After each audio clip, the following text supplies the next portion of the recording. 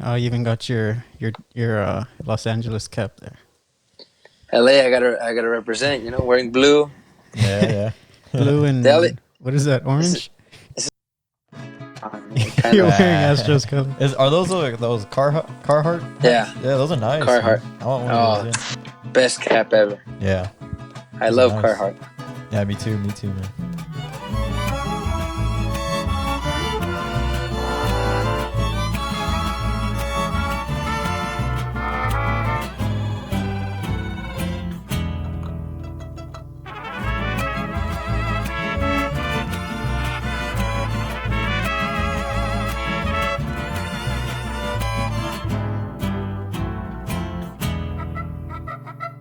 Sounds good. We'll introduce ourselves because actually I've never met you in person. My name's Alexis. I play vihuela, guitarron, guitar over here. I played at Texas State for a while, and now I play in groups in Nice. Austin. And I'm Matt. Same thing. I grew up here in Kyle, actually, close by to Austin, and I think I don't know if you remember, but we've met one time at after y'all's concert there in the valley after what is it, Festival? Y'all had a At the concert there. Festiva. At that after party. I don't know if you remember. It was kind of a long night and it was kind of Oh, short. at but the with the big piano. And Yeah, all that. yeah, yeah. That place. Yeah. Or Yeah, you we met played there. like 10 instruments that night. Yeah, man, you were jumping around and everything. I remember that night. It was fun. Yeah, it was fun, man. It was chill. Yeah, it was. Okay. By the way, we're huge fans of you. By the way. Oh yeah, yeah. I mean, Thanks so much, man. you're literally the second guitar player for Sol de Mexico ever, right? That's true. Well, That is- not counting Tello. Right. Where? Tello. When was that? Before Chewy or Tello was there during Chuy. during Chewy? So during Chuy, he was there in the what was that? Like the 80s, maybe 80s. Well, beast. this for the listeners who don't know. This is Alejandro from. Are you from L.A. or where were you born? Yeah. Well, yeah. So should I introduce myself? Yeah. Yes. So I'm Alejandro Ascencio, born and raised here in LA. Actually, a little bit north of LA, San Fernando Valley. For those of you who know where that is, I'm the guitar player for Sol de Mexico, ex trumpet player for Mariachi Los Camperos. But now I guess I don't really play trumpet that often. I focus more on armonia, and well, bass is really my forte. Oh, really? Yeah. That's what you started with. That was my first mariachi instrument. Cool. Oh, okay. Because my first instrument was piano. Well, so how old were you when I guess you started music, or is your family pretty musical? Your parents, your grandparents? Well, my grandpa. It all started with how a lot of us probably started through church. Yeah. Right. My grandpa would play for church. He knew very little. He knew the three basic chords to play the church song through, right? And then he kind of passed that on to my dad, which also played for church stuff, masses, events, and stuff like that. Who they would also get the cantos down, and then my pop, he's the one that got me into music. So I guess we're sort of a musical family, but nobody in my family is really like a full-time musician like me. Nobody did it professionally or for a career. It was more for, I guess, for fun, for recreational purposes and stuff like religious and all that. And but I started maybe around like 5 years old. 5 years old. Wow. 5 years old, and that was because we had a piano at home. I mean, you're 5 years old. What are you doing at home? You're not doing anything. Yeah. I mean, you're probably playing outside, playing with your cousins. There was a piano there. I would mess around with the piano. I don't know how, but I would grasp, I guess, like the very, very basic musical concepts, such as like pitch, amplitude, loudness, and Okay, like like, dynamics. dynamics and stuff like that.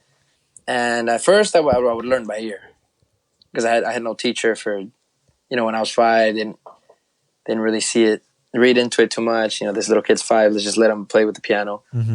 After a while, I guess maybe when I was 7 or 8, is when they started taking me to a piano teacher. And that's when I studied a little bit of like fundamentals of music, like theory, a little bit of classical piano, like the very basic stuff. And I did that for like 2.5 years with the piano teacher. Well, my pop, he wanted me to play with the church choir, but they were a mariachi choir, and you don't play piano in the mariachi. So the idea he had was, okay, let's give this little guy an accordion, which is similar, and he could come play with us. Yeah. And so I was maybe 12. Well, I was younger when they started giving me the accordion, but when they actually bought me my own accordion, I was 12.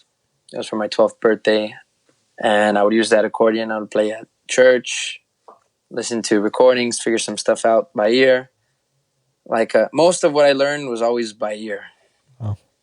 And which is cool. It's awesome, but it's made me a really lazy reader. Yeah, that's crazy. Yeah, I didn't realize actually that you played that many instruments actually until that Sol de Mexico concert that I was talking about.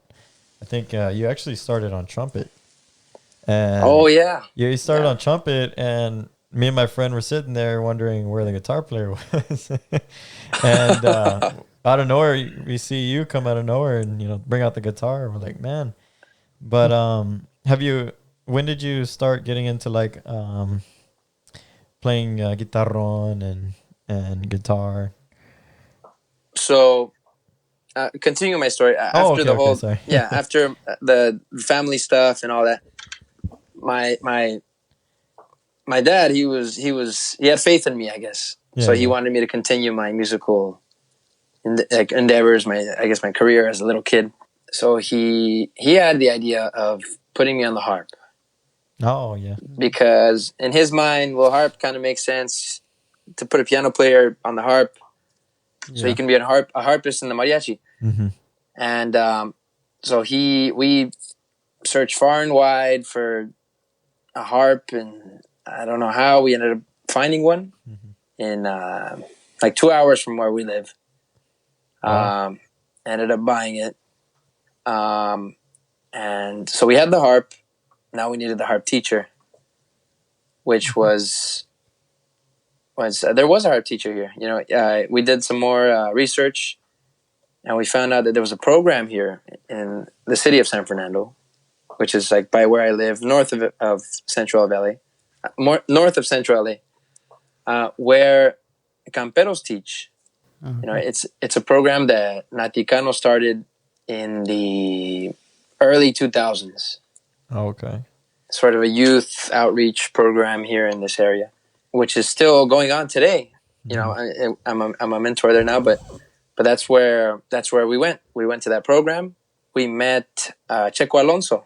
Checo Alonso, who was the harpist for Mariachi Los Camperos.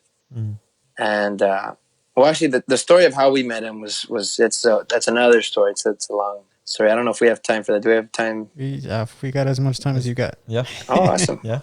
We talked to the people at that program, and they're like, okay, well, yeah, go talk to Checo Alonso. And so here my dad and I are thinking, oh, Checo Alonso, a harpist for Camperos. This guy's probably, some old harpist that came from Jalisco, or I don't know, who knows where. So we get his phone number, we call him up, like, hey, can we stop by? He's yeah, stop by on Sunday. We'll do an evaluation, see what we can do with this kid. So we go to his house, which is actually like 10 blocks up from my house. Wow. He lives like right here. Wow, really close. Which was kind of funny. Yeah. We go there, knock on his door. It's this really young guy who answers the door, and my dad's like, "Oh, hi, is your dad here?" And he was like, "No, I'm the one that lives here. Who are you looking for?" He's like, "Checo Alonso." He's like, "Yeah, that's me." And he was like, "Oh, you're Checo Alonso, okay?" And he's like, "Yeah, come on in." So we go in. Checo has a piano in his house, and he goes, "Hey, so I heard you play piano." I was like, "Yeah, I play a little bit." And he goes, "Play something." So boom, I played a couple things for him, and he goes, "Okay. Well, I think we can do something here." So for a while, he was giving me harp lessons. I know I said the first mariachi instrument I started with was bass. Right. It was actually harp. Harp. It was actually harp because that was how I got into that program. I started getting lessons with Checo on the harp, and I got into that program on the accordion, which is kind of weird. You know, you don't see a lot of accordions in mariachis, in youth programs, and older mariachis.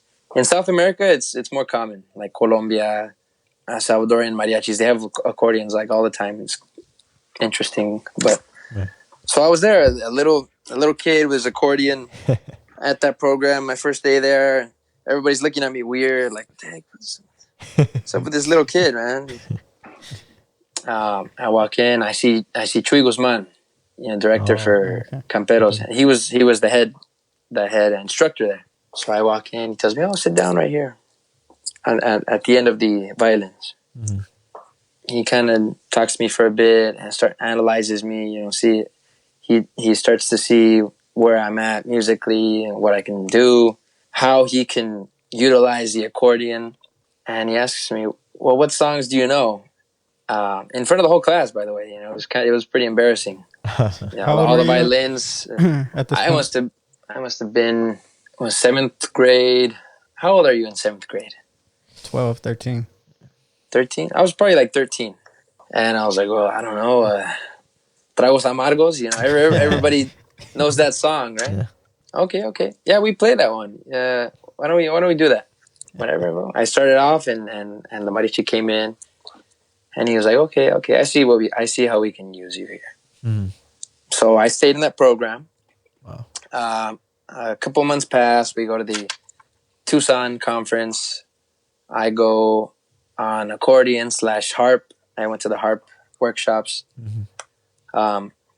We get back after a couple more months. Chuy comes up to me and he goes, "Well, it's cool that you're on accordion, but we can't just have you on the accordion. This is a mariachi. You have to play something, play a mariachi instrument."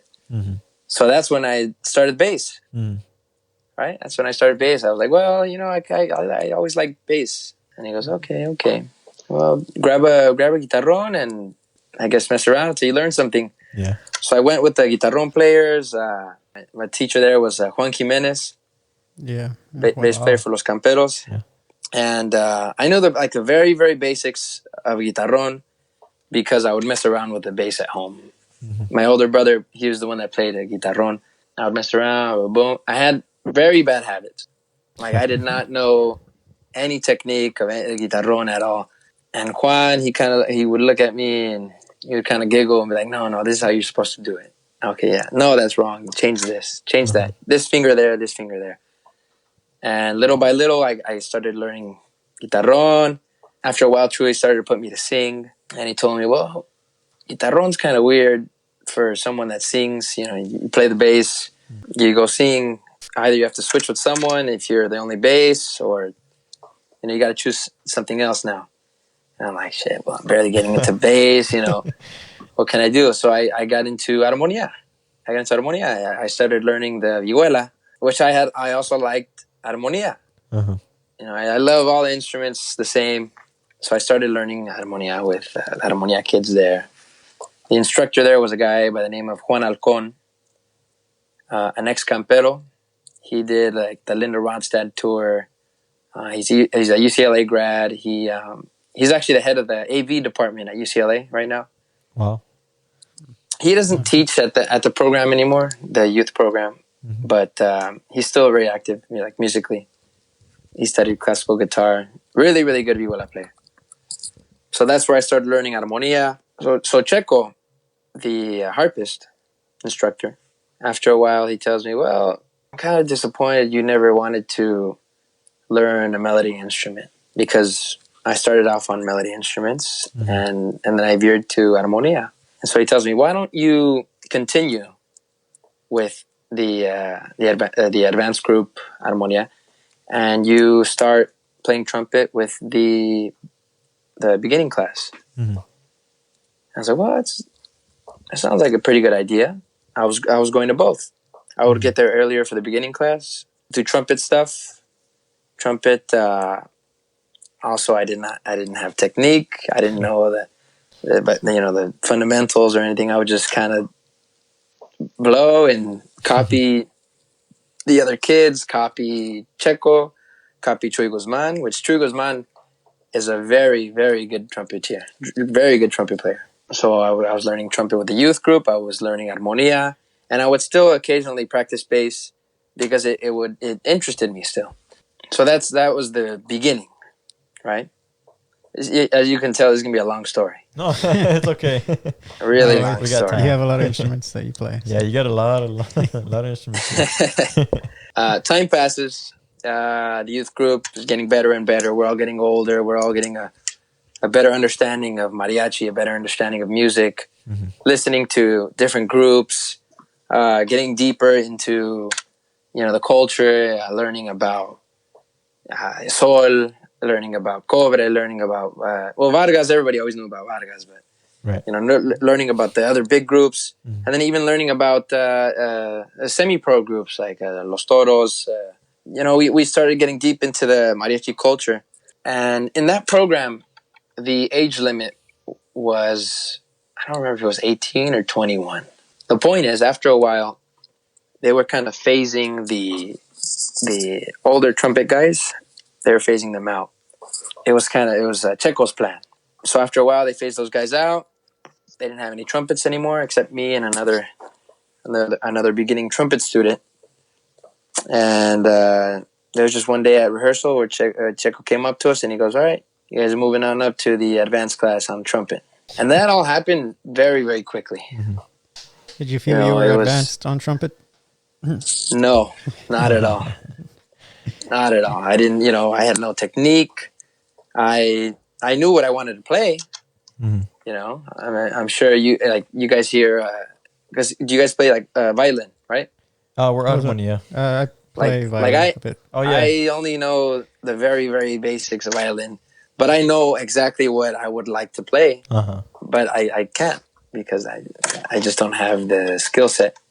So that was kind of me. I felt trapped, limited, very limited with my abilities on trumpet.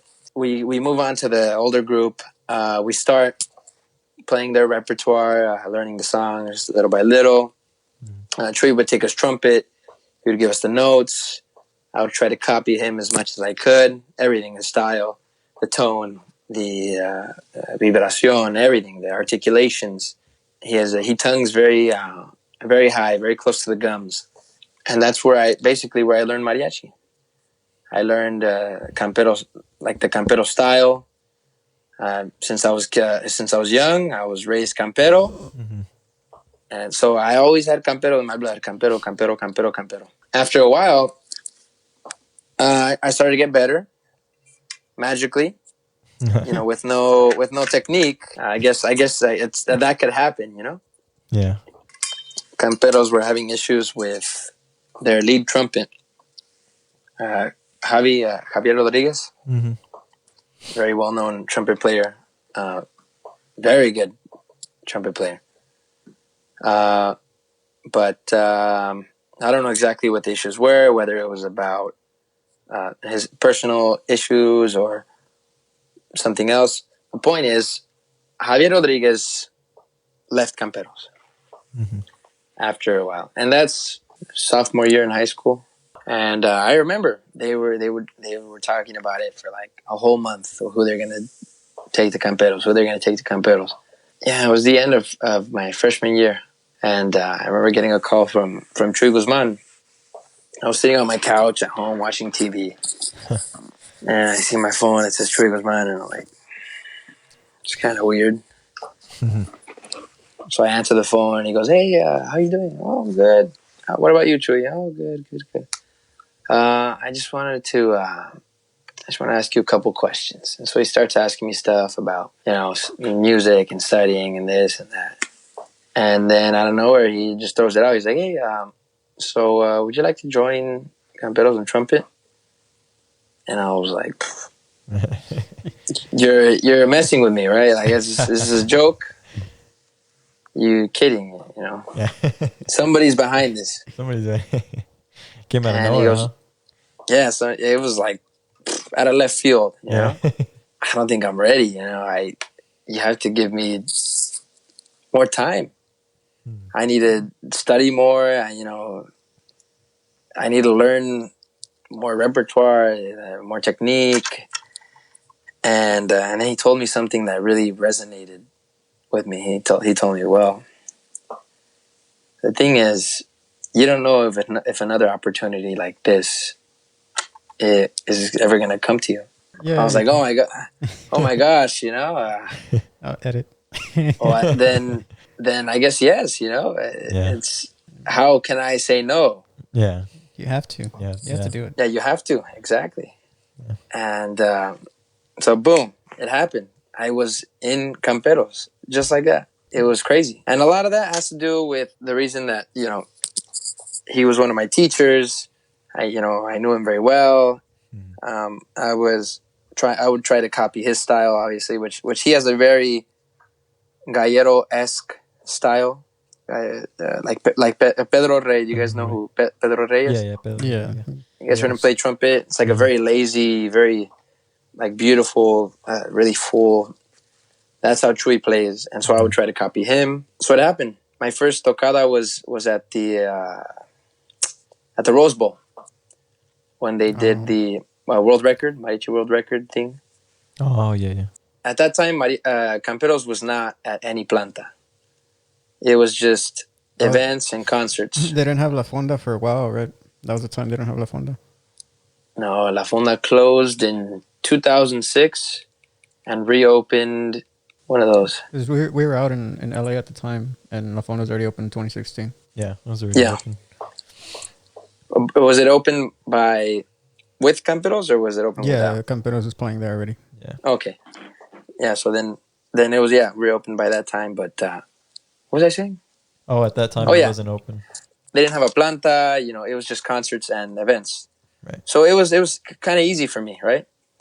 Mm-hmm. I was in school. If there was a concert, I would go. Easy.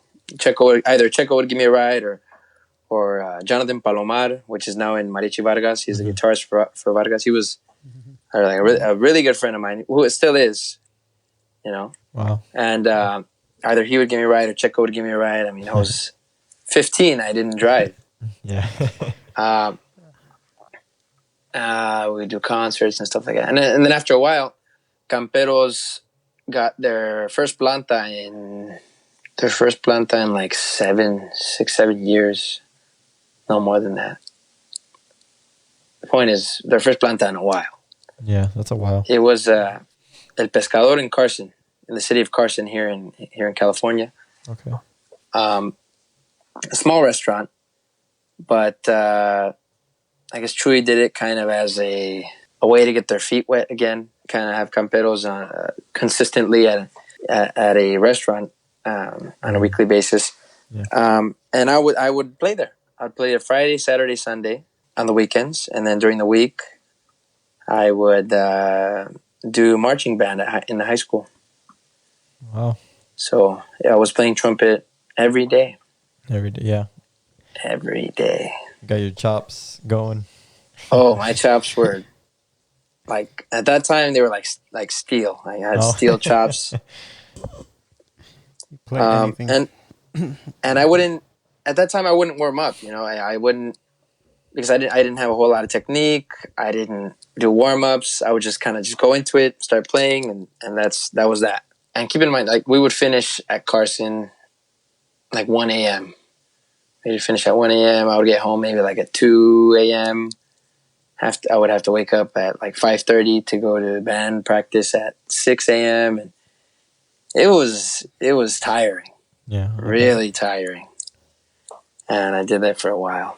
Chuy goes up to me. He's like, "Hey, man, you play good, but I feel like you should start getting lessons." And I was like, "Oh, hint, hint."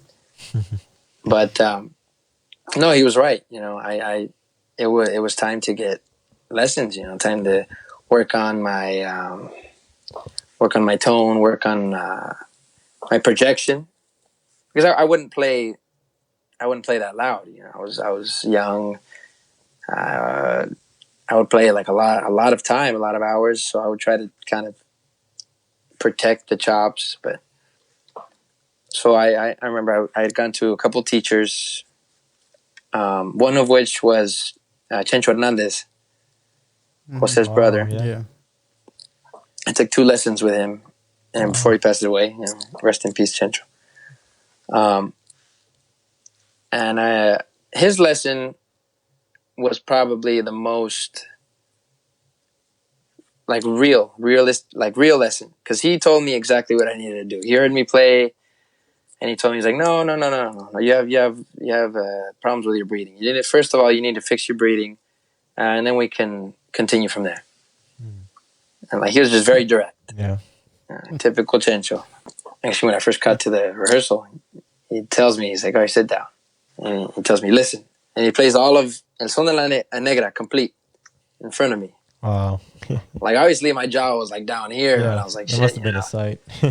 It's crazy. But anyways, after a while, I don't know, my chops, I started getting really tired. And I was like, shit. And I had school. I think I was in pre-cal at the time. Uh-oh. Pre-cal, honors chemistry, and all that jazz. And we would go to the encuentro and be gone for a while. There was a lot of reasons where I was like, well, maybe I should take a break from Camperos. So I told Chuy one day, I'm like, hey, Chuy, I think I'm going to get out. And he tells me, he's like, all right, that's cool. He was kind of disappointed, but it was all right. So I got out of Camperos. I told myself, shit, I don't really want to play trumpet anymore, That whole experience kind of left a sour taste in my mouth for trumpet. So I started focusing more on armonia, bass. I would always gig on bass every weekend. And then I joined Garibaldi, Jimmy's group, Jimmy Cuellar. Mm-hmm. Yeah. So he calls me one day and he tells me, hey, you want to help us out on third trumpet? Just for a little bit. Uh-oh. That's how it always starts, just for a little bit. So I went just for a little bit. Ended up being there for 2 years on trumpet. After I said I was going to take a hiatus from the trumpet, I continued there, and then I got out. I got out with Jimmy, which Jimmy was always very understanding, very patient director. My hat's off to him. He's very, very talented. Mm-hmm. For production, direction, arranging. He's also a multi-instrumentalist. And I learned a lot from Jimmy too. Everybody I've worked with, I've learned from. Whether it's gigs with with whatever group it is on the weekends, or big groups. So I get out with Jimmy. I'm gigging on the weekends, kind of thinking about what I want to do. And I'm in school studying music composition, and I think, well, like maybe I don't want to continue mariachi. I don't know, because after being in Camperos and just kind of went back to a daily grind, I was like, well, maybe I take a break, from mariachi in general. And one day I wake up and I tell myself, I'm like, well, I kind of want to join Sol. Wow. So I don't know. It was kind of funny how that all happened. Just like, I'll explain this room later, but one day I wake up, I kind of want to join Sol. So I go to Cielito one day with a friend of mine. And I tell them, yeah, you know what? I've always liked Sol. I've always really, they love the trumpets. Yeah. The way they play their sones is different. Everything's different, It's very fresh, very different. Jose takes a lot of his inspiration from his family, The Hernandez sound, dating back to like Galleros times, is very, very distinct. Whether it's the trumpets, very articulated, right? A lot of staccatos, a lot of dynamics, very refined. and armonía is different. How they give their redobles, how they give their guapangos, even the rancheras, which Sol Armonía is kind of based off of Vargas Armonía from like the late 70s, Rigoberto Alfaro era. Yeah. But everything was different, right? And I always liked it. I always liked Sol, and they would always. My house was always a Campero household, and for some reason, there's this. It's not so much a rivalry, but more of a. It's a friendly rivalry. Right. Friendly rivalry. Obviously, all the guys from Camperos love all the guys from Sol. Vice versa. We're all friends, but we always bag on each other, right? Yeah. We're all friends with each other, but we bag on each other. We're like, oh no, we'll make jokes. And my house was always a Campero household. So when I told them, I was like, hey, I'm thinking about trying out for Sol, and they're like, this is Campero. Yeah, I thought you were pure Campero. And it was funny switching from Campero to Sol. What are two big teams that? I mean, like being a USC fan and then switching to a Longhorns fan. Exactly, it'd be like that. You don't do that. And so they're like, all right, well, if you want to do that, it's cool. So I went to the restaurant. Back to where I said I went to the restaurant. Right. I'm with my friend, and they're like, hey, well, if you want to join, you should do something about it. And I was like, no, it's kind of weird, I don't want to bother them. And I knew.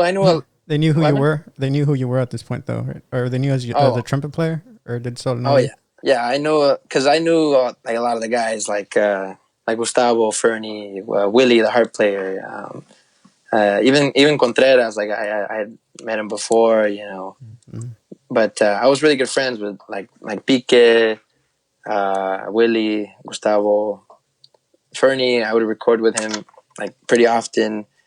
Adrian Grijalva too. We would record with each other pretty often. Even Jorge Vasquez, which we spent some time together in Garibaldi. Oh, okay. So I mean, we were compañeros even before Sol. So they see me there and like, hey, what's up, guys? And during the show, they go, hey, we would like to invite a friend of ours to sing a song. And I'm like, damn. You go up on the stage, and the first time you're all nervous. And what song do you want to sing? And whenever you're on there, it's funny. You know what song you want to sing when you're sitting down, relaxed, having a tequila. You know your whole repertoire. The list is, you could visualize it. Right. But you go on the stage with, say, Vargas or Sol or Camperos, and they ask you, oh, what song do you want to sing? Your list, your list is blank. Mm-hmm. Yeah.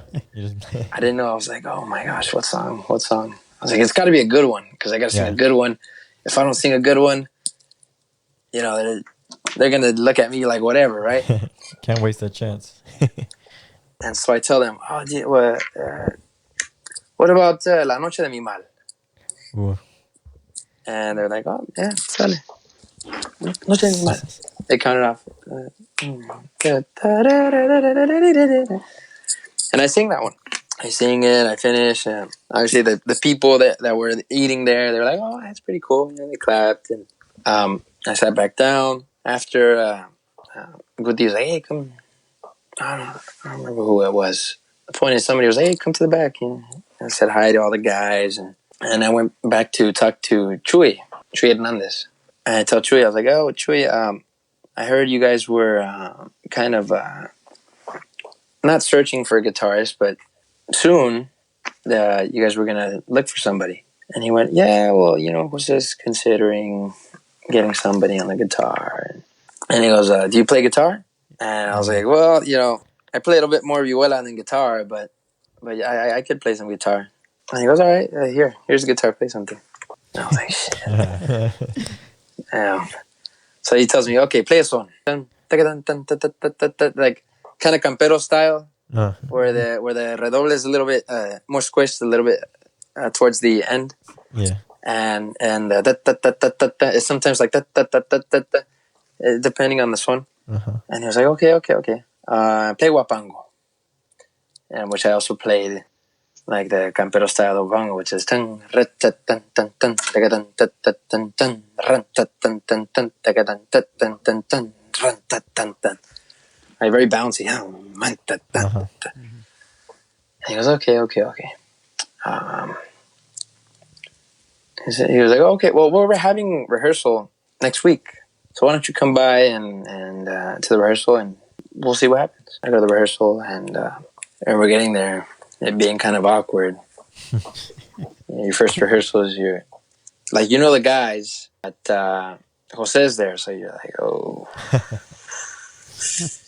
you got to be right on it, like on it, on it.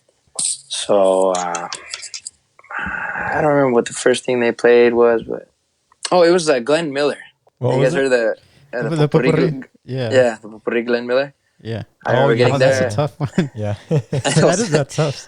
Potpourri. And Jose's like, muchachos, la de Glenn Miller. La vamos a tocar aquí for this place and this time. So, listos? And he just counts it off. Yeah. And I'm like, oh my gosh. There was no music. They had rehearsed it beforehand and they memorized it, and I was there kind of like looking at Chuy, following them, and then they passed out some sheet music for something else, which was a different thema that they were trying out. I remember playing that. Rehearsal ended, blah blah blah. Everybody went home. I remember like a week or two passed, and I didn't hear anything from Son. And I was like, damn. And after a little while, Chuy texts me. He goes, hey, we're having rehearsal this week on Wednesday. Can you come by? I was like, yeah, perfect. So I go there. I come by. This time rehearsal was at Cielito Lindo. Mm-hmm. They went over some stuff. Joropo. I remember it was a joropo. It was pasajero. It was some other stuff. It wasn't simple stuff, which is what I'm trying to say. Right. And I guess I survived, and I was able to hang because I played vihuela, and I knew all the basics, the sones on the vihuela, and it was getting used to the pick was probably my biggest issue. I hung with them, and I stuck around, and I remember at the end of practice, Guti tells Jose, he's like, hey, why don't you make him sing so you can hear him sing? And he's like, oh, so he's like, well, what do you want to sing? And again, when they ask you, what do you want to sing? your mind is blank. And I told him, ¿Cómo fue? So they start playing ¿Cómo fue? I start saying, ¿Cómo fue? No sé decir, ¿cómo fue? And he goes, okay. The middle music. And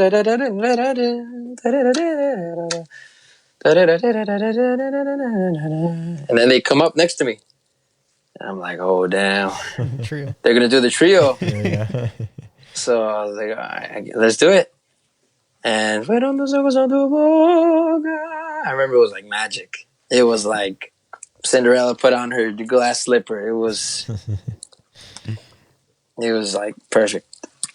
Obviously, I was the only odd one out, in messing up here, messing up there, because I wasn't 100% used to their phrasing yet. But I remember like the feeling I got when we did the trio was like, it was beautiful. And after that, they told me to continue going to practices, and Chuy chose to retire. Remember, which by the way, Chuy Hernandez, beast. Yeah, for sure. Beast at the guitar. Yeah. He has been the pillar of Sol de Mexico's Armonia section for all these years. Yep. A lot of vihuela players have gone through there, and he's stayed consistent. So I remember before joining, I would go to his house a couple of times to work with him. Work on the style, the Sol style, and guitar technique. Which he told me, he's like, I don't know the technique. You have it. It's not that bad. It's good. It's like all you need to do is keep playing. You're gonna be fine. And then we worked on style. I picked it right away. Because it's a very distinct style. once you work on it a couple times, it's there forever and ever. Chuy decided to retire, and my first concert was here in Northern California, and that was September of last year. Man, it must have been exciting. 2019. So you joined in 2019, Sol? I joined in 2019. Yeah, because you all did the Christmas concert, and you actually came through Texas, a couple places in Texas, right? Yeah. And you played that concert. We did. Wait, was it? Did I join 2019? Or what? Did I join before? No, it was 2019. Or 2018. I don't know. It's been a couple of years. Are you sure it's not 2018? I don't even know when it is anymore because of COVID. Oh yeah. Let me check my calendars just to double check. I don't remember if it was. You joined with Pepe there already, or was Pika still there? Oh yeah, it was 2019. It's 2019. It was 2019. I joined with Pepe there. With Pepe. Okay. So when I joined, Pepe had been there for 1 year. Oh, okay. Yeah, okay. Yeah, and he joined 2018 around that time, around winter time. Mm-hmm. Yeah. Dang. So we had joined around the same time. He joined a year before me. I joined a year after him. So he was still pretty fresh too. Yeah. He was still pretty fresh, and pero nos pusimos de acuerdo right away. I remember we would study together a lot before anything. Just doing like the rum like for a while, just to be together, feel that pulse together. Because once you get the groove with your pareja, you play anything and it's like it's together. Whether it's a ranchera, guapango, anything. Once you get that groove, especially boleros, once you get that groove, it's cake. I mean, Matt and I have been playing together now for quite a while. I mean, we started together as freshmen 2015 at Texas State. I was on guitar and Matt was on vihuela. And we had never met each other before that. But yeah, I mean, there was a point where eventually kind of things just kind of, fall together, kind of click, where you two learn each other and you play together and it just sounds in sync. And that's something beautiful. Yeah.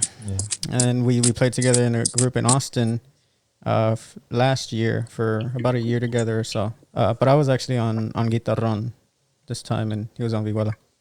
But like you, I was mostly more of a vihuela player than a guitar player. But I tried the pick. I can, but it's just I don't know. I use a finger pick when I play guitar, but I still manage to get a very clean and clear, loud sound. So it has never been an issue for me. I know that's one of the things people play guitar. They say, you need a pick for that clear, that louder sound, that mariachi sound.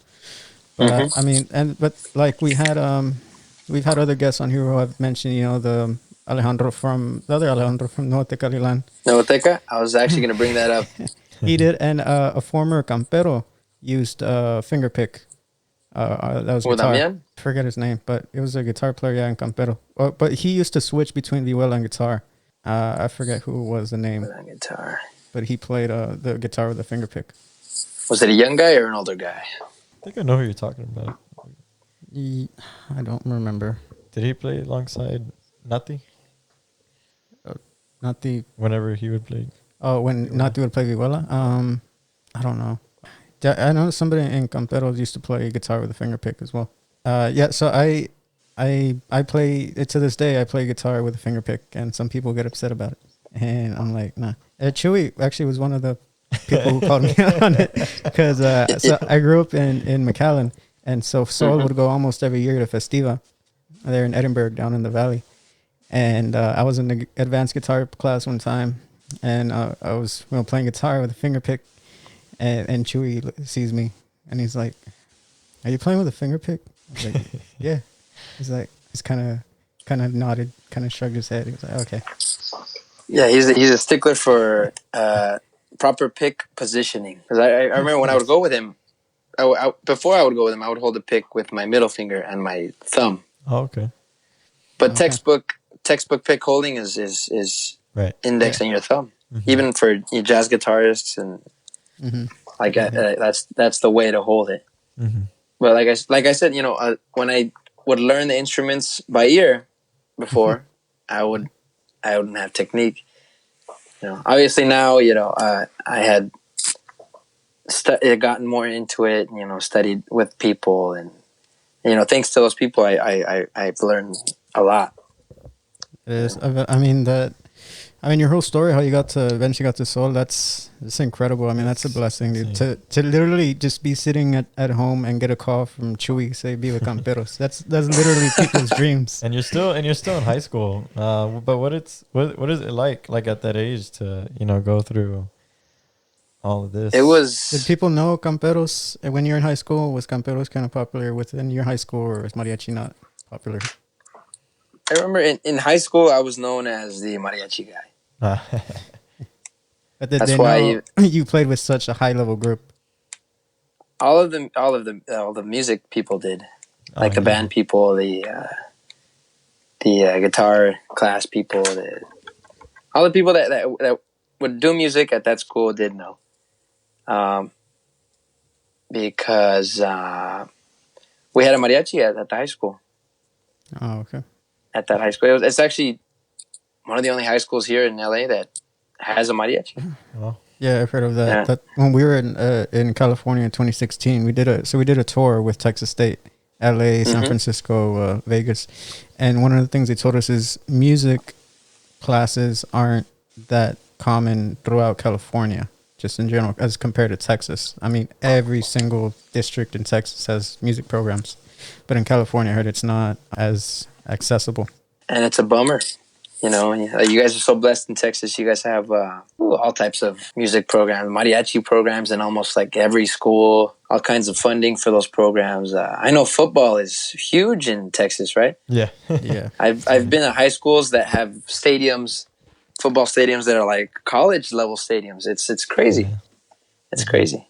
It's different school districts, different allocation of funding and all that. But I mean, who knows how it all gets moved here in California?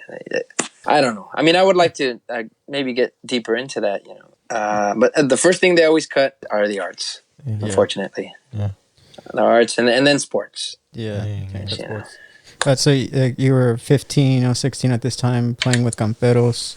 I mean, that must have felt like, because you grew up listening, to Camperos. This is a group that I assume you wanted to be in at some point in your life. You didn't think it was going to happen when you were 15. Oh yeah, when I was younger, I always wanted to join Camperos on guitarrón. It's funny, I didn't want to join on trumpet. I always wanted to join on guitarrón because I don't know. I just wanted to join on guitarrón. I wanted to play like just sones with Camperos on the guitarrón.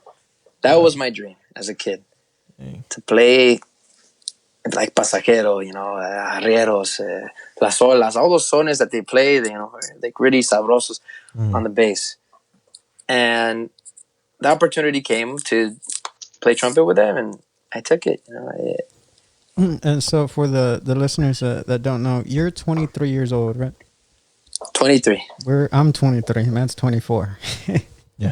So I mean that's just even more. Incredible, crazy. At 23 years old, you played with Camperos and now with Sol, and you're still just 23 years old. Has that hit you yet? You've been like, really? Has this all happened in the past 10, 15 years of my life? I get that a lot. I do get that a lot, but I try not to let it get to me at all. Yeah, I guess that was a question, because coming up with being Campero so young and playing with these groups, did you ever get, I guess, kind of like backlash from some older mariachis in the LA area who would kind of try to talk you down, or be like, you're not ready, or this isn't for you? Oh yeah, especially because the mariachi world, man, they can be ruthless sometimes, man. Oh yeah, especially here in LA. I mean, I know in Texas too now, it's very competitive, right? Very competitive. Especially San Antonio. Yeah. Well, San Antonio more than Austin.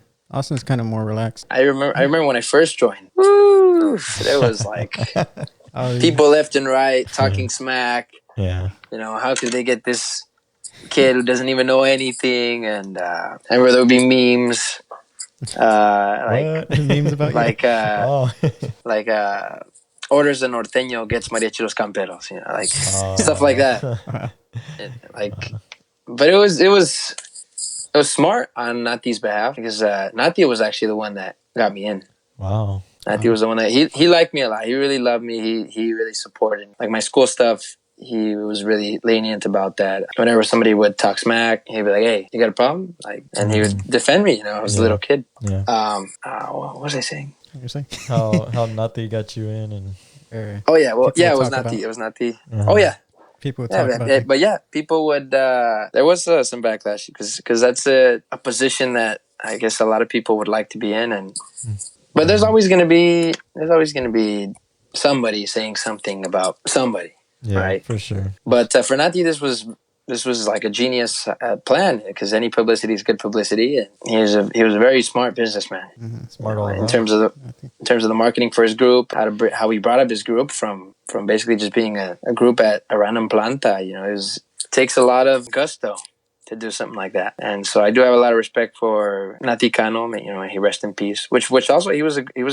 really great musician. He knew a lot about music, and he was a multi-instrumentalist. He played violin, guitarrón, vihuela, guitar. From what I know, I don't think he played trumpet or harp, but still, you know, very talented. I admired him a lot, and now Chuy's director there, Chuy Guzman. He's the one that kind of decides what goes on. But yeah, there were people that would kind of talk smack and but even now, all the people that used to speak badly of, they meet me and they fall in love. Because I mean, if you don't like me, it's okay, but it's always good to be friends with great people. It's because you're a cool guy, man. You're just real friendly and. I hope so. Yeah, even I mean, even when I met you that one time at the party, I ended up just straight up asking how old you were because you to me you seemed pretty young, but I'm looking at you and I was 23 at the time, and you said you were 23, and I was like, at that moment I was like, wow, man, like that's crazy how you're out there doing this, and like I said, because for most people, like Alex was saying, it's a dream, and some people actually try to get their name out there and to work to do that. So like for you to do that, that's like a huge accomplishment and a motivator for many people too. And I know that in a way it kind of seems like it was kind of just put on the table in front of me, right? Like it seems like it was too easy. I mean, I'd say the opportunities were there, but I don't know. It seems like a lot of work. Because I know that certain people would say like, oh well, you were there, you know these people, the connections, right? Which actually has a lot to do. The music industry has everything to do with who you know. Connections, who you know, yeah. Connections. Like I know a guy who he engineers for a particular person. I'm not gonna give names because of stuff that hasn't been released yet. Right. But there's a guy who would, let's say, he would engineer for a particular person, and that person worked with a high up who, let's say, owns the masters to Juan Gabriel's recording. And because of his help and success with this person, he is now connected with the other person. It's all about connections that you make, and think I'm very grateful for being given the opportunity to have met people like Sergio Alonso, people like Chuy Guzman, people like the guys from Sol, the guys from Camperos, people like Jose Hernandez, which have all helped me a lot in my musical career. And I'm grateful every day. Every day I'm grateful for what I've gotten, the people that have helped me. And of course, there are always people that are going to say, well, it was too easy for this guy. Always, man. But there was a lot of work that was put into it, and I had received a lot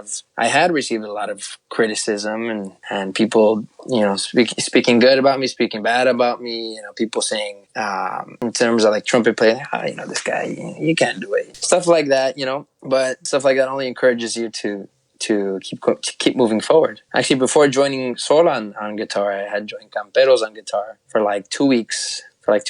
And then I got out because of somebody's personal reasons.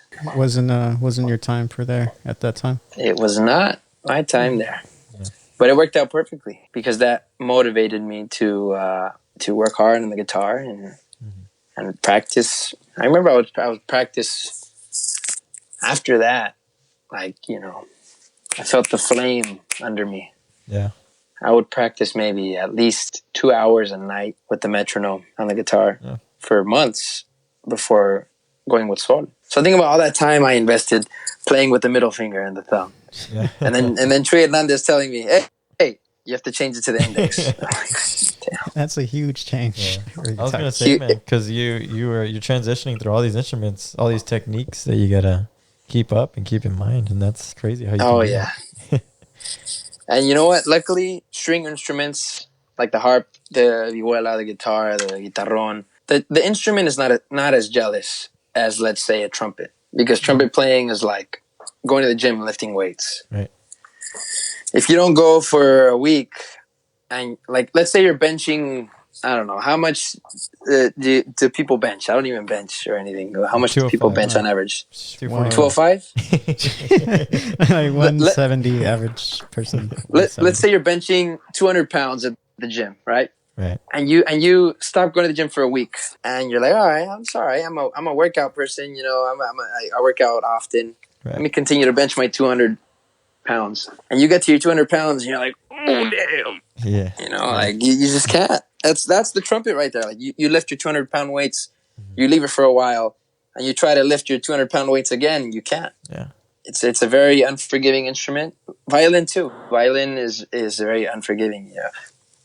In terms of like the muscle memory you need to be really in tune and have the proper positioning to play whatever it is that you're going to play. I'm not saying it's not like that with the guitar and the vihuela, but guitar and vihuela and other string instruments are a little bit more lenient, right? They're a little bit more forgiving. They love you a little bit more, Yeah, it's a funny way to put it. They're not as jealous. Yeah, that's a good they way to get put it. passed around a lot. That is like a guitar will get passed around by like 20 people in one night, but a trumpet, nah. Trumpet's staying with that one person. Yeah. Yeah. Very jealous trumpet. Alejandro, you talk about all the instruments that you play. Mm-hmm. You don't. That I try to play. Or you don't talk about your voice. My voice. Yeah, your voice, which is something. Me personally, I love it, and it's something it's very different. I've talked to a lot of people actually also too. They comments about your voice, and it's very authentic to you. It's very different. But it's so, I don't know how to describe it.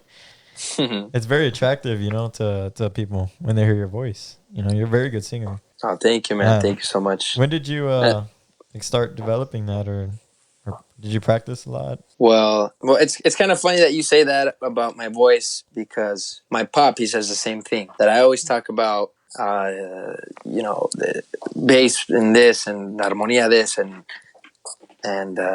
mariachi arrangements that, and I never talk about my voice or ever push my singing at all. Right. And it's because when I was young, I would sing. When I started singing when I was like 3 years old. I would sing. My parents would put me to sing right there in front of the tios and tias, and they all thought it was cute that this little kid sang "Que chulada de mujer," Yeah, you think about like a little. I would even say all the lyrics wrong, so they thought it was cute. I remember every family party they would put me to sing, and I hated it because I didn't like my voice. I remember when I was young, when I was a little kid, obviously you have like the little squeaky voice. But then I remember I turned like 6 years old, and out of nowhere I had like a really deep voice for a 6-year-old, and I didn't like my voice. But still, they would put us to sing. Me and my older brother, "Cántanse Árboles de la Barranca," and we would sing it together. Árboles. And I would actually do the low voice, and my brother would do the higher one. It's kind of funny that way. Yeah. Well, now I love singing.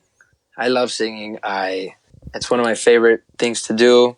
It might be my main instrument now, my voice.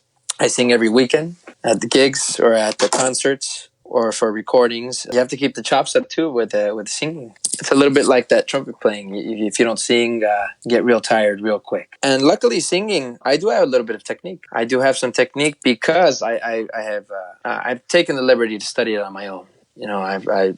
by reading books about it, or by watching videos, asking friends of mine who are vocal majors, what about this? What about that? What do you guys do for this? What do you guys do for that? Which really, I was never taught how to sing another instrument that doesn't have the full technique, right? Like as I was saying earlier. But I do love singing, and thank you for your compliments on my voice.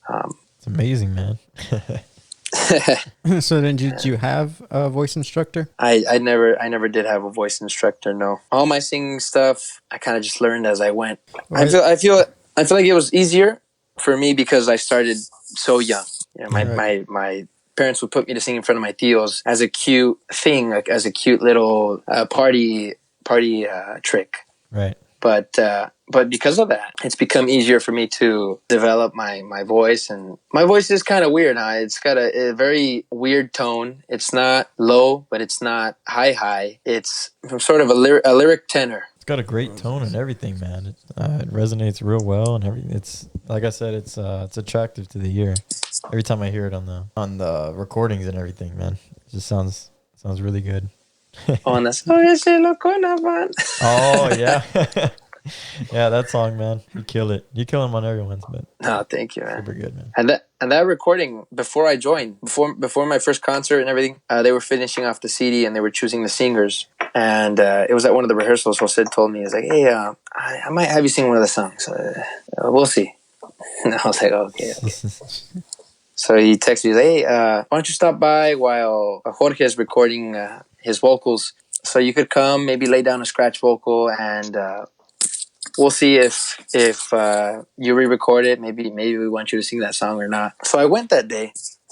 I remember Jorge Contreras was recording his parts on the CD. He's almost finished with all his parts, and he asked Jose if he could take a break. He's like, "Yeah, let me take 5. You know, I'm kind of tired." And Jose tells me, he's like, "Hey, you wanna give it a go?" And I was like, "Well, I looked at the song, and it's kind of weird, you know, because he didn't send me the solo recording. Right. He just told me, he was like, "Hey, the song is La Monja." And I'm like, what the heck is La Monja? You know? They just sent me the lyrics, and they sent me a YouTube link to Alma de Patzingan playing it. Wow. No. It was Camperos de Valles, conjunto de arpa grande. You know, the big harps and the 2 violins. That's the original. That one, very tierra caliente, michoacano style, with the big fat harp with the huge bass. Boom, boom, boom. So I went. I took my lyrics. I told him, I went over it a couple times, kind of trying to follow the guy in the recording, trying to do it a little bit more modern. And he's like, "All right, let's try it." And I start singing. And he's like, all right, yeah, sounds good. He's like, and then Jose is an amazing vocal coach for recording. Like, I don't know if you guys heard Aida Cuevas' recording with Reinas. Yeah. That album. Yeah. Jose was her vocal coach for that album. And he's like a really, really good vocal coach for recordings. And he had learned that from Juanga. Oh, yeah. I know they used to record together a lot.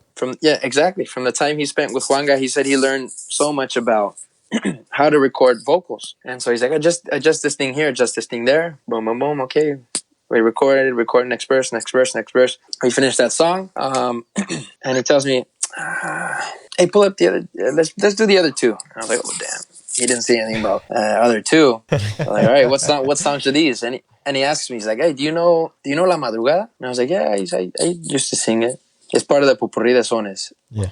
And he's like, all right, do it.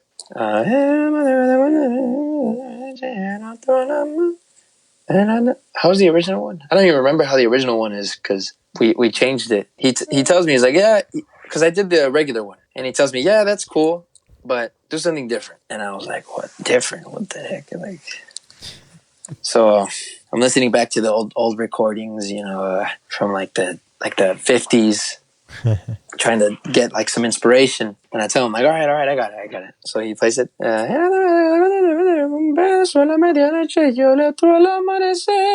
he's like, all right, that's it. That's perfect. That's the way. That it sounds really. It was cool because it sounded really, really fresh, but also kind of rustic, kind of old school. Yeah. You know how those guys, the ones that used to sing the sonas back then, they would sing like super, super high. Yeah. I mean, I wasn't singing super high. Right. The highest I was hitting was a la, but super up there and no vibrato, no. Yeah. And so we kind of gave life to the old school way of singing sones, and so that was Madrugada. And then he pulled out Coco. He was like, "Hey, why don't we do Coco too?" So I did the part in Coco, and those were the three ones. And we finished. I went home. I was thinking when he was going to call me back to re-record the vocals, the scratch vocals, which was never. he just kept the ones we did. And I was surprised. I was like, yeah. I mean, maybe he said that so I wouldn't be nervous. Yeah. Maybe he said that because he thought we were just going to do scratch vocals and I was going to come re-record. I don't know exactly, but the point is, we did all those on that day, and then I had my first concert with him. Yeah. Wow, that's cool. That's so. Do you have perfect pitch, or are you just really good at ear? You know, people with perfect pitch amaze me. I have what's called the relative pitch. All I need is one. What is it called? Like a reference frequency. Mm-hmm. Let's say you give me a la right now, and then you give me whatever else you want, and I can tell you what they are. But I do need that first la. I mean, I could guesstimate what it is, but I'll be off maybe by like half a step. Like right now, I don't have any reference. I hadn't heard music since you played that thing earlier. Oh, that's right. So right now, let's say you give me a pitch, I'm gonna have to guesstimate. We have a guitar right here.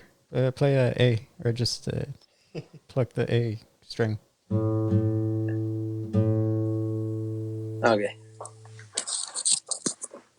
Well, you gave me the answer. That's an A, right? Oh yeah, that's an A. Yeah. So, C sharp. Re. En la.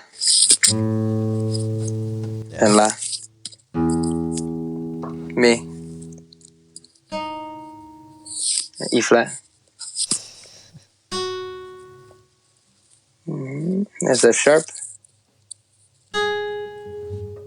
And G sharp. It's a B natural. Yeah. I don't know. Wow, that's good. How's that? oh yeah, I mean yeah. That's. But I like I said, I did need the reference pitch. If you give me one out of the blue, let's say I hadn't listened to music all day, and you play a chord, blindly. I mean, I guess chords you can tell more because of the harmonics. Like if you play a la on the guitar, because of the harmonics and the chord structure on the guitar itself, it'd be kind of easy to figure out what chord it is. But let's say you give me just a plain sine wave, like woo, like now I know that's like an F sharp. If you gave it to me out of the blue, you told me, Alex, woo, what is that? Yeah, I would have to kind of think of some references I have backed up in my brain. Like, well, I use Abandonado as one of my references because of the harmonics of that last part. So I remember the la, and I'll be like, oh yeah, that's. I'll guesstimate. Oh, that's an F sharp. But that's. I don't have perfect pitch. I don't. I wish I had perfect pitch. I don't know. I don't even know how it's possible to have perfect pitch. Well, they say I mean that's developed from early age, which is why I thought you did, because you said that you started messing around with the piano like at 5.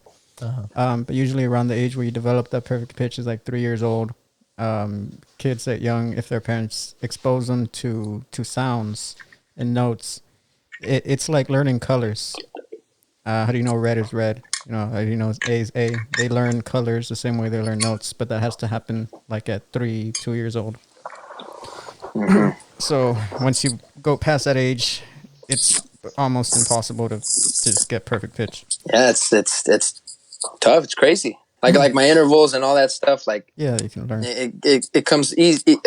Not easy, but it comes the relative pitch. It comes kind of easy. For perfect pitch, well, that's pretty amazing for anybody who has perfect pitch. Does anyone in Sol have perfect pitch? No, nobody in Sol. Not even Jose. No. See, perfect pitch is if you have perfect pitch, it's quite a phenomenon.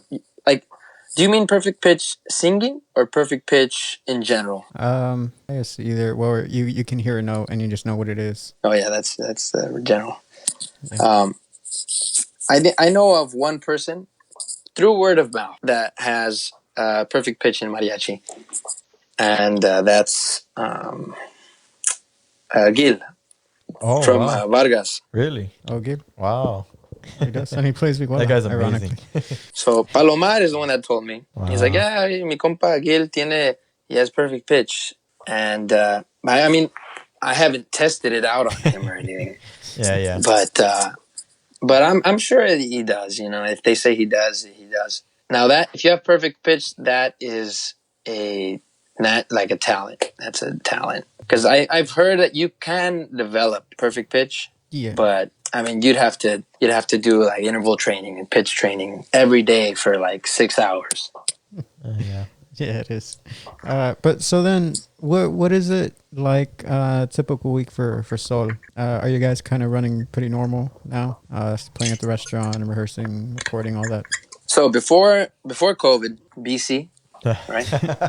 Before COVID, For COVID. That's funny. life was great. We were doing concerts, outings, workshops here and there.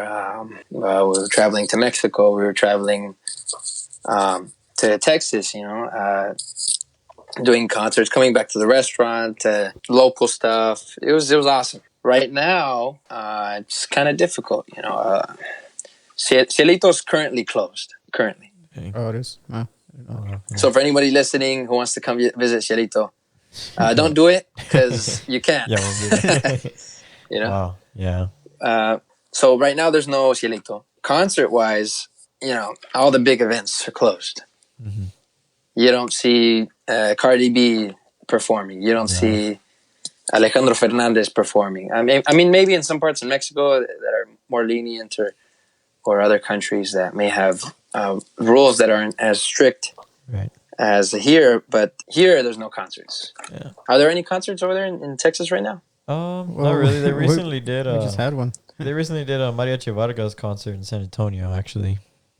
But it was a drive-through concert. So drive-through. You were in your car.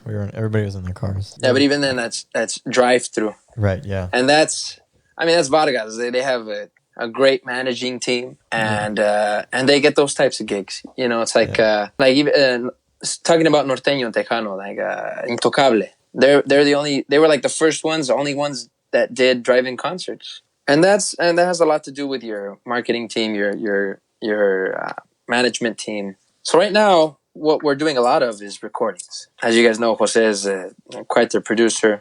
He produces for everybody and their mama. You know? Whether they're mariachi singers or people that sing pop, or they just did a song with Voz de Mando a while back. He does stuff like that all the time. Recently, we recorded something for an upcoming project that Jose will probably post about later on. But he still stays busy. Sol still stays busy doing things. Recently, he's picked up some tocadas, like gigs, which obviously, you know, the Sol gigs are like high end gigs with people who obviously love Sol. Yeah. So I can't complain about those. Mm-hmm. You go with high end clients; they treat you awesome. They feed you the best food. They give you the best drinks. It's what I'm saying is I can't complain. Yeah. You know. So it's not like those gigs that you were doing out in when you were 16, 17 with those 5-piece groups get together. Oh yeah. Nothing like that. I mean, I obviously I still gig with like friends. Friends ask me to go to a tocada. Yeah, of course. Like, yeah, $200 the hour. No. Como crees? You know, here, you know, everybody's fair. Yeah. Or at least the people that know. There's sort of a movement. I wouldn't say a movement, but it is a movement going on here in LA. It's sort of like a you know, cancel culture is really popular right now. Somebody says the wrong thing, let's cancel this guy. Yeah. Or somebody says the wrong, let's cancel this guy. So I guess it hit the mariachi community. Let's say a director of a small group who goes in gigs treats their members badly, let's say he doesn't pay them proper pay, they just don't take care of their elementos. Word's going to get out. Word's going to get out, and nobody's going to want to work with them because it's as sort of a punishment, you know. Because if you have employees working under you, you've got to take care of them because they're the ones that help you make your money. Mm-hmm. But I mean, I'm grateful for all the work there is right now. Like right now, especially, I didn't think there was going to be that much work. Right now, minimum, like, you know, on a Saturday, 8 hours. On a Friday, let's say it's like 6 hours. On a Sunday, 4 to 6 hours. And that's like the very minimum. And I remember when COVID first started, I was kind of afraid that a lot of these groups were going to disappear and guys were going to move somewhere else to find some type of work, or maybe people were going to quit mariachi because I didn't think people were going to contract mariachis. Yeah. Because of the global economy, you know, so that was in the back of my mind. Mm-hmm. But to my surprise, you know, people must be, I don't know, desesperados or something, because you go, even let's say you go to a place for 2 hours. I don't know what's in the air, but you'll go there for 2 hours. You end up playing 6 hours at that one place. It's just crazy right now here in LA. It's crazy. So that's kind of what's going on in terms of work here in LA right now. What is there's work for rate, typical rate here in Austin? It's 60 the hour per person. What's the usual rate there in LA? You know what? I wish it was more here. The typical rate here is about around $60. Oh. Cost of living is so much higher in LA. Yeah, that's why I wish it was higher. Yeah. Wow. I mean, thankfully, I've gone with people who, I don't know if they receive tips or something, but they always give me a little more, I guess, as a thank you for going with them, because it's always fun playing with your friends, right? Almost everybody here in LA knows each other, right. So whatever group you go with, you're gonna have a good time because you know these people, right? You go with this group and you know this and this person. You have a great time. You joke around with them while playing. So even if you work all these hours and you're exhausted by the end of the day, you still had a good time because you hung out with your buddies and I mean, I'm preaching to the choir. You guys know this. The people listening probably know this, and that I mean, that's the beautiful thing about mariachi.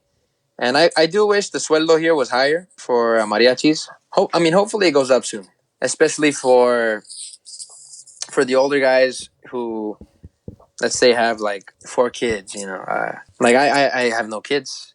I have my financial responsibilities aren't super high. You know, I could still work with the 60 an hour, and plus, you know what I get from the recordings, plus all this soul stuff, which, you know, soul gigs get paid very well. For them is the reason I wish it was higher, because those guys that have dedicated their whole life to mariachi, and they deserve more. When you have groups out here undercutting each other, it affects everybody. If you have somebody here charging $450 for a 6-piece group, right? That's hypothetical. And then you have a guy named Roberto here going up to the same client, charging much less for the same amount of people. Well, that's a problem. Yeah. Because now the average cost for a mariachi is lower, and obviously that guy Roberto gets more work, but he affects everybody else negatively. It would be nice for all the mariachis here to kind of band together and talk to each other and be like, hey guys, you know, let's kind of, I wouldn't say unionize, because, you know, they're not going to form a mariachi union or anything, but let's work together and you know, charge a little bit more, not too much more, not too much more. You don't want to shock all the clients into not taking mariachis anywhere anymore. Right. But just enough to where you could pay your guys more, even if the directors don't make as much, just to help you guys out, your employees, because they're the ones that help you out.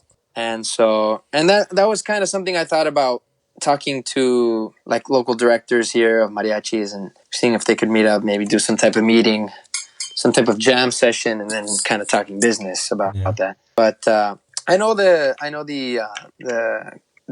gig culture is different everywhere. It's probably different over there than it is here. So that's the business side. Musically, you get a little bit of everything here. You get people who just want mariachi there, and it doesn't matter what you play for them. They're going to be happy just because the mariachi's there.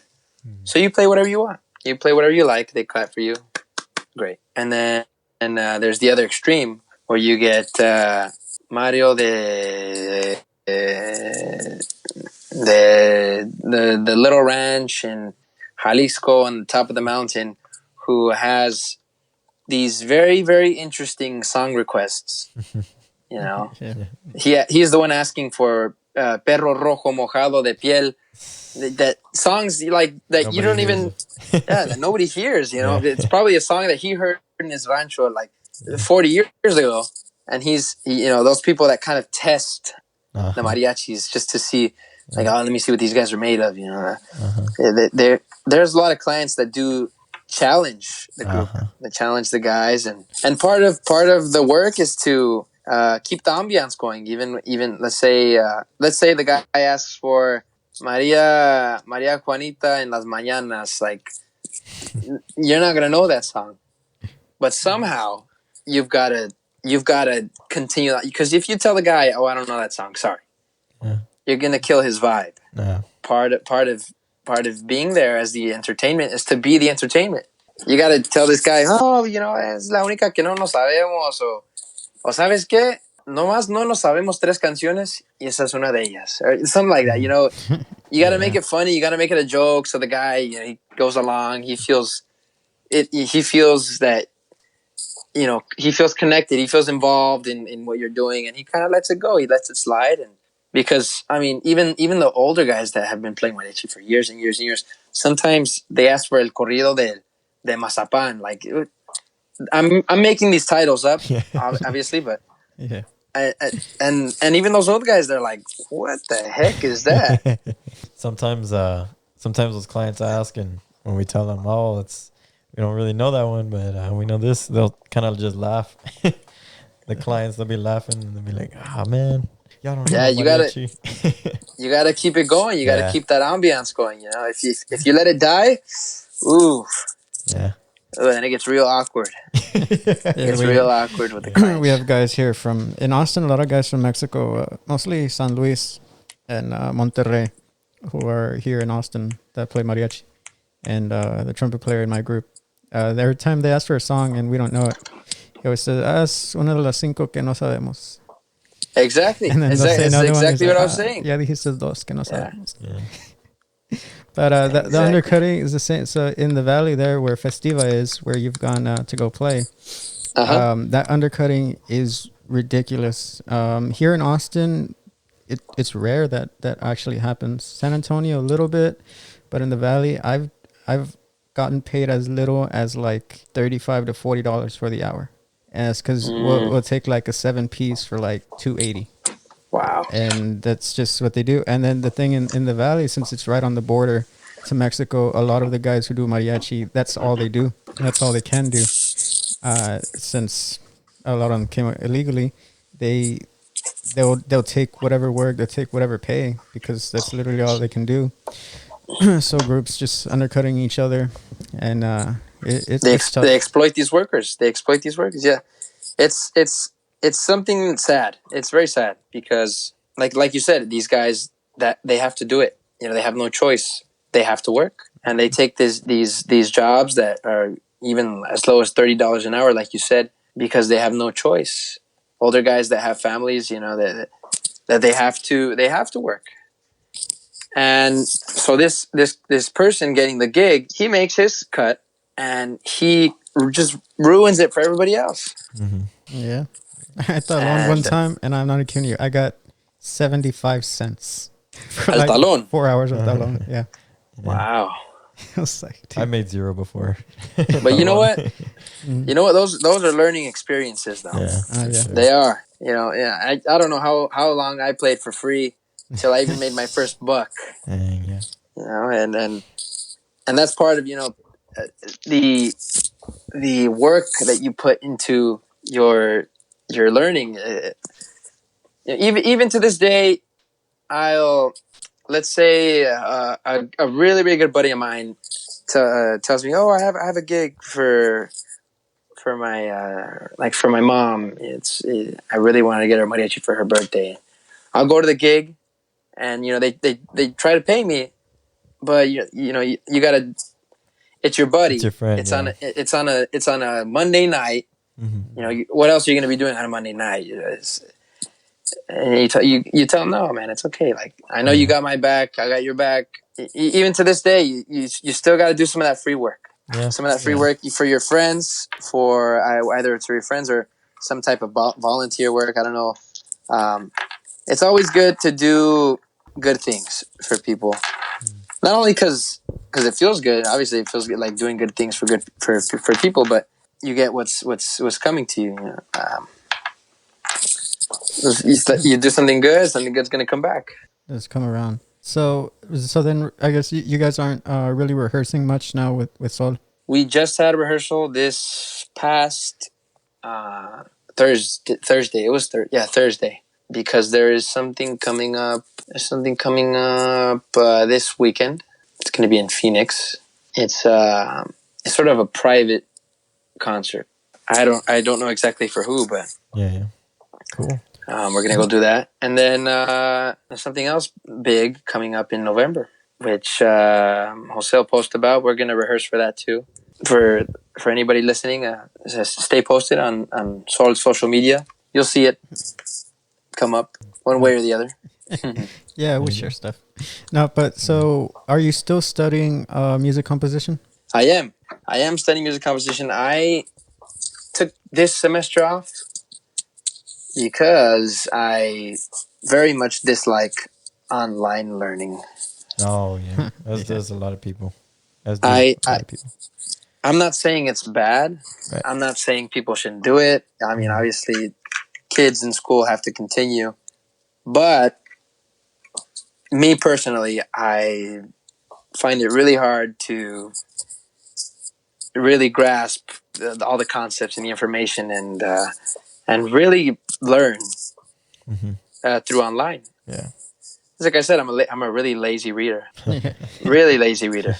In terms of music, in terms of literature, just in general, I'm a lazy reader. If I read print, if I read literature, I start falling asleep. I don't know what it is. I don't know, and I don't hate reading. I don't hate reading. Obviously, you learn a ton when you read, but my brain kind of tells me, it's time to go to sleep. It's something kind of weird. So then how far along are you in your degree? You've been taking time off throughout these years playing? Well, I've been a student for who knows how long, and I think I'm like 2 years and a half in terms of material.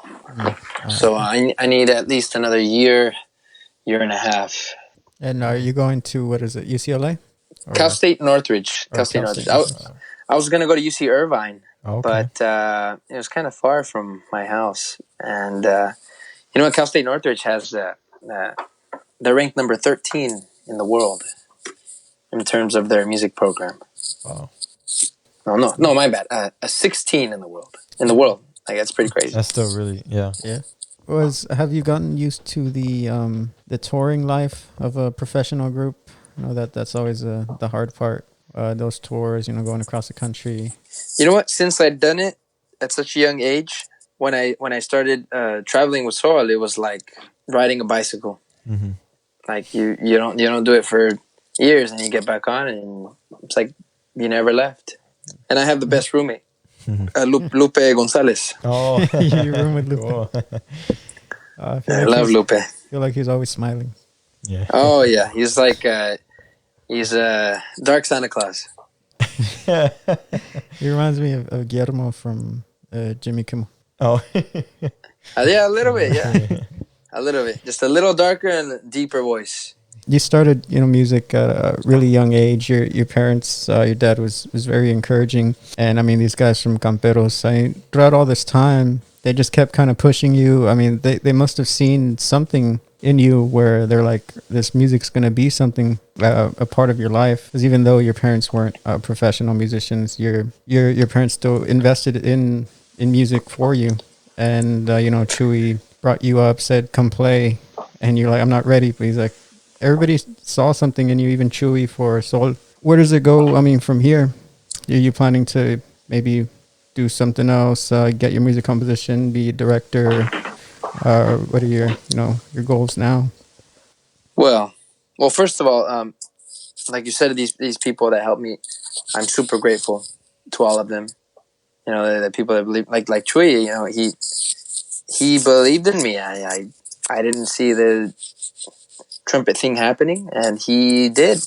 And really, I mean, behind him was Nati. Nati was the one that believed in me and believed I could be something. And may he rest in peace. He passed away from cancer in October of 2016. He passed away, and so Checo had told me that one of the last things Nati had said, he said it was actually about me. Oh. And it was surprising because, well, after leaving the group, I had only seen Nati like 2 or 3 times after that before he passed away. But that he had said, and he's like, well, he regrets that. And he said, I don't know why he chose to say that he regretted, but that he regretted that he was never gonna get able to see me fully succeed. I mean, still, I don't feel I'm fully there yet. I still, there's so much to learn in so many areas, in mariachi and other genres of music, and just everything. Music is never ending. There's so many aspects to it, and but the point is, getting back to what he said. He said that he was sad he was never going to get to see me bloom. So I'm very grateful for the opportunity that Nati gave me and Chui gave me, and the support of my parents. And you asked what I wanted to do after all this, after school, after whether what do you? Well, obviously, Sol is awesome. Sol is fantastic. They have especially right now, they are they're probably one of the more popular mariachi groups. Yes. Yeah. That there are, which I liked. And that was one of the reasons I wanted to join, because Sol's future is like, they have a great future. Sol, Mm-hmm. they've had a great past. They've worked with so many great artists. Selena, Lena Ronstadt, Luismi, Juan Gabriel, all kinds of artists, whether it's accompanying them or recording for them. So Sol obviously has had a great history, and they're going to continue on top of that pedestal where they are. Obviously, Jose is he's still young. He's going to be here for a while, and even if he decides to stop playing down the line, I have a feeling he's still going to be like he's the next Ruben Fuentes. Because, for example, Vargas has Ruben Fuentes. Ruben Fuentes is big brother of Vargas. He owns Vargas. He controls what Vargas does, who goes in and out of Vargas, who gets fired from Vargas, who stays in Vargas, who gets allowed back, the music they do, where they record, how they record it, their style, everything. He still controls everything. So even if Jose, for any reason, decides he wants to stop playing with us, Sol is still going to be Sol. I mean, it would be nice to have my A group of my own, for obvious reasons, because it would be awesome being able to decide style you want, the repertoire, arrange for them, have your own recordings, people that support you, your elementos. But having your own group is tough. It's a lot of work. Being a director of a successful group, it's restless. You're working 24/7, and so that's a possibility. Obviously, so I told you guys I was going to tell you about this room that I'm in. Oh Yeah. yeah. So before I joined Sol, I had wanted to. I had the idea. I was like, kind of want to build a studio. I just woke up one day and I was like, I want to make a studio because I'd always loved recording. I even when I was like 12, I would make my own little recordings on my laptop in GarageBand and show it to my parents, show it to my grandparents, and they would laugh and clap because it was something cute, right? You get older and stuff just can't be cute, right? It's got to be done the right way. Yeah. I had this idea for a while, and I never really acted upon it. You know, I had a small setup in my room for a little while, a mic, a very, very small converted analog to digital converter. Until before COVID started is when I finally decided I wanted to do something, no matter how small it is or how big it was. I wanted to do something right, something the right way, something as professional as I could within my budget, within my resources. And so I started it before COVID. Little by little, I started piecing together equipment and learning more and more and more about what it takes to have a studio, build a studio, record. And I owe a lot of my studio knowledge to one of my great friends who is the engineer for Sol. He's a Sol engineer. His name is David Santos. I think one of the best engineers I've ever met in my life, if not the best. Obviously, there are people who record for the Malumas and all those people who obviously make all this money and they're like these big time engineers and producers. But this guy I'm talking about, David, he's recorded for everybody. You know, he's done stuff for Alejandro Fernandez. He's done stuff for Chente. He's done stuff for Espinosa Paz, Sol, Aida Cuevas. He's mixed stuff for Juanga. He's mixed stuff for everybody. Everybody. He's like this amazing engineer, and I'm proud to call him my friend. And he is the one who's helped me a lot to know how to do all this, what to buy, how to build it, and how to do it efficiently and successfully. And I've come a long way from when I was 12 doing recordings on my GarageBand, in my computer, back when I had like the MacBook, the plastic one, the white one. Yeah. I don't know if you guys remember those. Yeah. I still remember all the technology back then, Yeah. the video VHSs. And Yeah. I remember when touchscreens on phones were invented. Well, I remember when touchscreen was invented in general. Yeah. It's I crazy, didn't man. believe it. Yeah. I didn't believe it. It was crazy. Yeah. It was ridiculous. Like I was seeing the commercials, and I would go to the phone Verizon just to play with the phones. Uh-huh. It was crazy. Yeah. But that's what this room is. It's a very modest, humble studio, which is the para ustedes, and anybody who would like to come and record. And for all my friends here, who have recorded here, and I'll do stuff for myself here. I'll do stuff for other people. Thank God there's been a lot of work outside and at gigs and here in the studio. Oh. Surprisingly, I remember when I started this, I was thinking, well, who knows? It could be a bust. It could be something that works. And thankfully, there has been work here, which kind of surprised me. But then again, like all you got to do is be good to the world, man, and the world will give back. Yeah. Honestly, that's what I believe it is. I agree, man. I agree. I mean, it's definitely worked out for you. You're a really cool guy, man, and you're really friendly. Yeah, for sure. I agree. But like I said, I'm not there yet. There's a lot that has to be done. A lot I have to learn. Everybody's learning. We're all learning every day. Maybe one day I'll get to be like, maybe I'll get to be at maybe near Jose's level, or near my buddy David's level, or other composers or arrangers that I know of at their level, which is I still aspire to be better than what I am, because I could always be better at everything I do. At the guitar, I could always be better.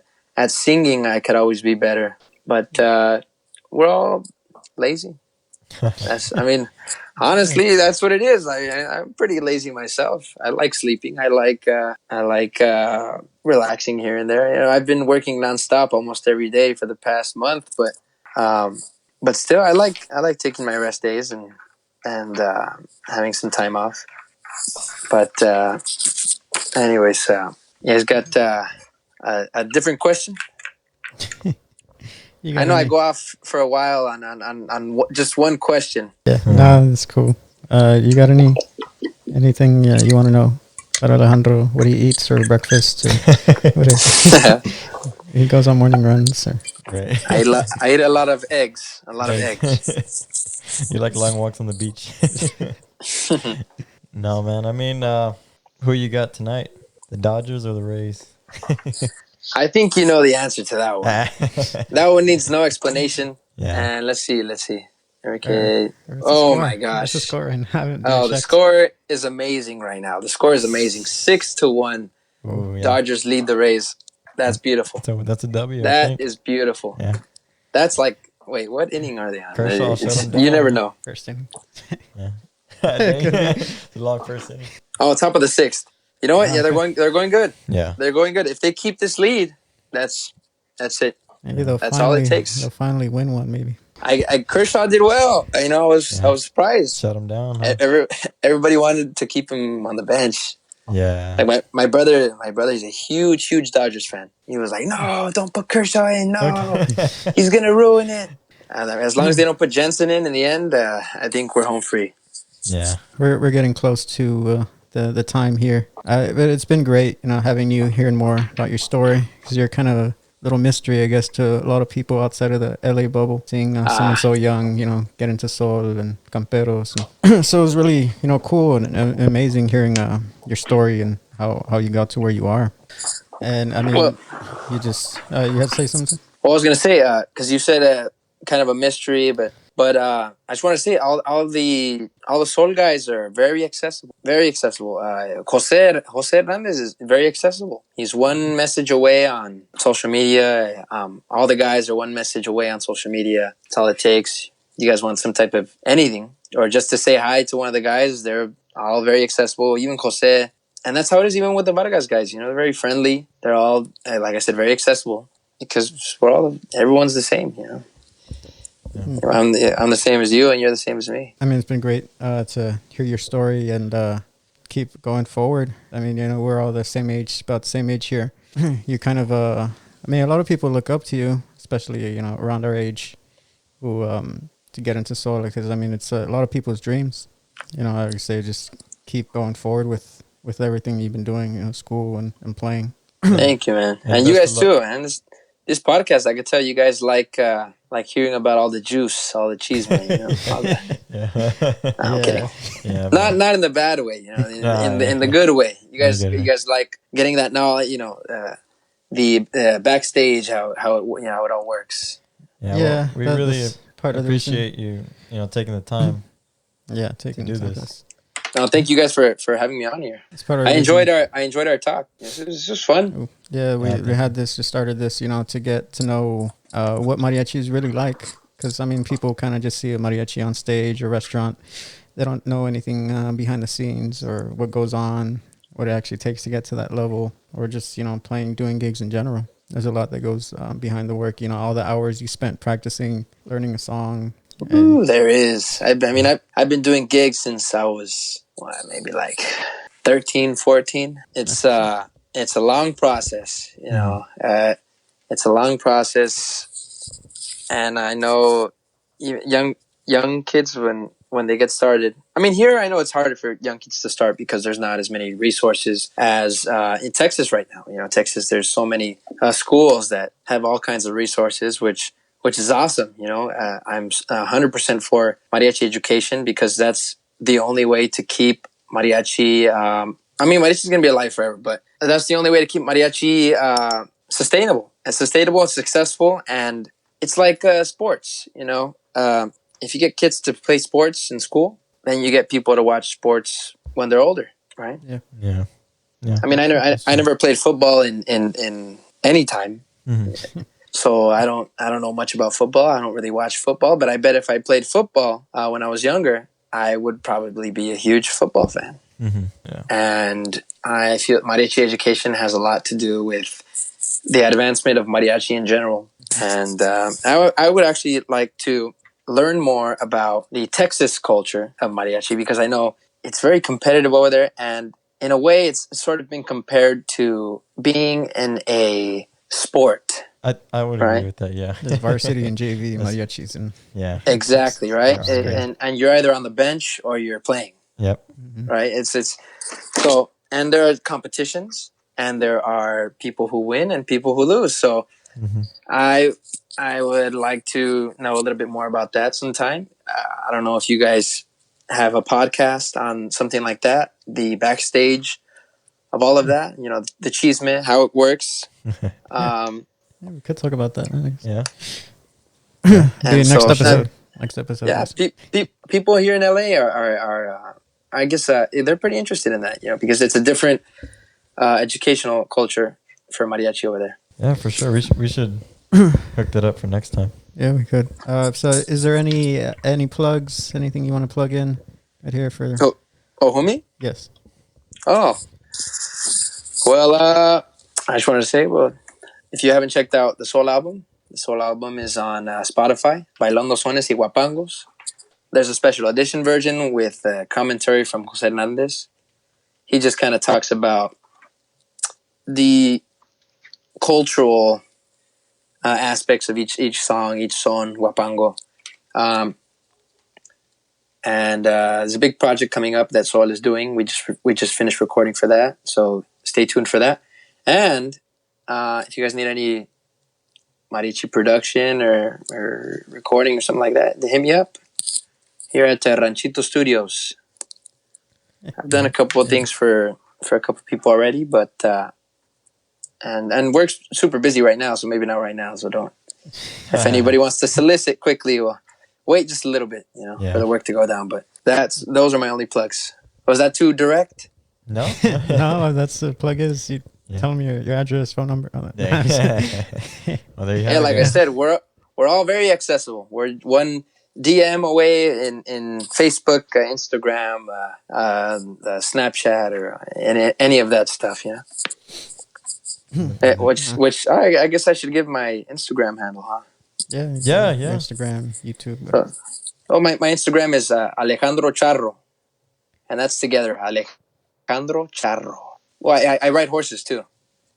Oh, cool. I didn't bring that up because I didn't seem relevant, but I have Alejandro Charro. It's Charro is something controversial because charreria is the national sport in Mexico. Mm-hmm. Yeah, it's the Mexican rodeo, and charros don't like that mariachi people call each other charros. Yeah, wow. It's a very interesting thing because they wear that with honor. They wear, I'm a charro. You know, I ride a horse. I tame a giant animal. Which, I mean, it should be worn as a badge of honor, but, you know, Vicente Fernandez called himself a charro. Jorge Negrete called himself a charro. Yeah. You know, these guys are charros too. We all wear charro suits, and that's how it is. And we can talk about that for another hour, just that. But anyways, Alejandro Charro, add me on Facebook. I'm Alejandro Ascencio. Add Sol on your guys' social media. And my Instagram for my studio doesn't have much stuff. I should post more. Ranchito Studios. Actually, I should get work. I should get to work on that marketing for the studio. Because most of my work comes from word of mouth. So I haven't really marketed it that much. But anyways, that's it. That's it for me. And you guys have anything else? That's good. No. So this has been episode 17 of Los Mariachi Sagas. I want to thank Alejandro from Sol de Mexico for being our guest. Thank you guys for having me. And we'll see you guys on the next one. All right. See you guys.